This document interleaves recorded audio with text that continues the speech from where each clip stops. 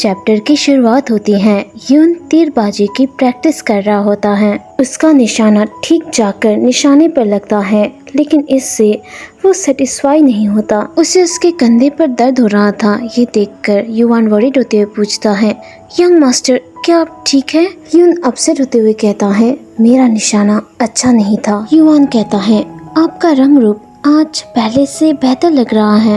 यून कहता है, ओह अच्छा, और हैरान होते हुए सोचता है, आज मुझे बिल्कुल पहले से ज्यादा भारीपन और सुस्ती महसूस हो रही है, लेकिन मेरा दिमाग एकदम शांत है। ये सोचते हुए वो युवान से कहता है, तो फिर ये अच्छी नींद लेने की वजह से ही हो पाएगा। और आज सुबह की बातों को याद करते हुए सोचता है, या शायद वो गुलाम असल में मददगार साबित हो सकता था। ये सोचते ही यून कहता है, आज के लिए बस इतना ही। ये कहकर वो वहाँ से चला जाता है। नेक्स्ट सीन में जिनवो पानी से भरे हुए 2 बकेट्स को उठा रहा था, जो कि बहुत भारी थे। उसे स्ट्रगल करता हुआ देख एक सर्वेंट उससे पूछता है, क्या तुम श्योर हो कि तुम ये कर पाओगे? देखने में ऐसा लग रहा है कि ये बहुत ही मुश्किल है, तो बस रहने दो। जिनवो कहता है, नहीं, पहले मुझे कोशिश तो करने दीजिए। लेकिन बाद में वो पछताते हुए सोचता है, मैंने पहले ही कह दिया था कि मैं इसे कर लूंगा और अब मैं इसे छोड़ भी नहीं सकता। तभी वो सर्वेंट उससे कहता है, मुझे फॉलो करो, हम बाथ हाउस में जा रहे हैं। जिन्हों सोचता है, ये तो बहुत भारी है, लेकिन फिर भी मुझे ये करना ही होगा। क्या इसे उठाना इसलिए मुश्किल है क्योंकि इसमें एक उठाने वाला ढांचा है? ये बाहरी बगीचे में हाथों से पानी के घड़े ले जाने की तुलना में तो कहीं ज्यादा आसान है ना? ये सोचते ही जिन्वो वो 2 भारी भरकम बकेट उठाकर चल ही रहा था कि तभी उसका पाँव फिसलता है और वो गिरने लगता है। ये देखते ही वहाँ मौजूद कुछ सर्वेंट्स घबरा जाती हैं। जिन्वो गिर ही रहा था कि तभी कोई उसे थाम लेता है, और ये और कोई नहीं, यून होता है। यून को देखते ही जिन्वो शॉक्ड हो जाता है और घबराते हुए कहता है, यंग मास्टर आप? और उससे दूर होते हुए कहता है, आपका बहुत बहुत शुक्रिया यंग मास्टर, अगर आप नहीं होते तो मैं गिर जाता। यून हैरान होते हुए पूछता है, आखिर यहाँ हो क्या रहा है? तुम क्या कर रहे हो? जिन्वो कहता है, मैं काम कर रहा हूँ यंग मास्टर, मैं आपके लिए पानी उठाकर बाथ हाउस में ले जा रहा हूँ ताकि आप इसका इस्तेमाल कर सके। ये सुनते ही यून पीछे मुड़कर देखते हुए कहता है, लेकिन मुझे लगता है कि वो तो गिर चुका है।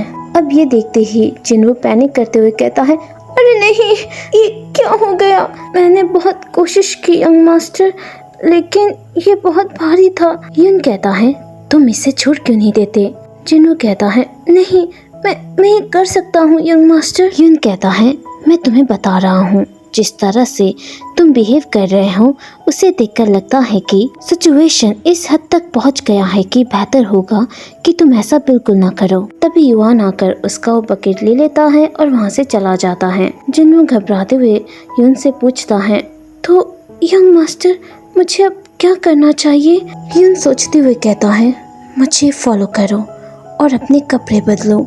जिन्वो ये सुनकर शॉक्ड हो जाता है, लेकिन वो वैसा ही करता है जैसा यून ने कहा था। वो उसे फॉलो करता है। अब उन दोनों को अंदर जाता हुआ देख वो 2 सर्वेंट हैरान हो जाते हैं और घबराते हुए एक दूसरे को देखने लगते हैं। नेक्स्ट सीन में अब कमरे के अंदर आते ही पहले तो जिन्वो अपने कपड़े उतारता है और सीधा जाकर फर्श पर लेट जाता है और यून के साथ बिताए पल को याद करते हुए सोचता है, यंग मास्टर आज सच में बहुत ही ज्यादा हैंडसम लग रहे थे, और ब्लश करते हुए हंसने लगता है और कहता है, लेकिन ये अजीब है, मैं जानता हूँ कि ये ठीक है, लेकिन इस तरह अकेले यंग मास्टर के बारे में सोचना, जब भी मैं उनके सामने होता हूँ तो बहुत ही ज्यादा घबरा जाता हूँ और कांपने लगता हूँ। अभी कुछ देर पहले ही मैं बहुत ही ज्यादा घबरा गया था और कांपने लगा था। मुझे यंग मास्टर के लिए अच्छे काम करने होंगे ताकि मेरी चोरी के लिए वो मुझे माफ कर सके।